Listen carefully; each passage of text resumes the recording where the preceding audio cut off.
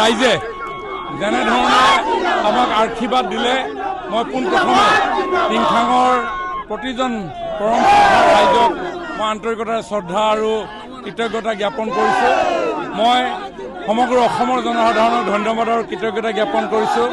মাননীয় মুখ্যমন্ত্ৰী সৰ্বানন্দ সোণোৱাল, হিমন্ত বিশ্ব শৰ্মা ডাঙৰীয়া তথা দেশৰ প্ৰধানমন্ত্ৰী নৰেন্দ্ৰ মোদী ডাঙৰীয়াক ধন্যবাদ আৰু কৃতজ্ঞতা জ্ঞাপন কৰিছোঁ।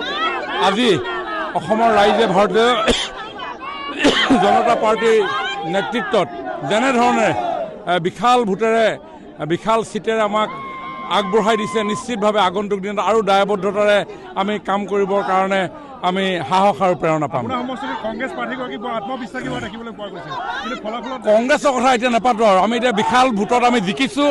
গতিকে যিবিলাকক ৰাইজে প্ৰত্যাখ্যান কৰিছে তেওঁলোকৰ কথা ইমান আনন্দ পতাটো উচিত নহয়।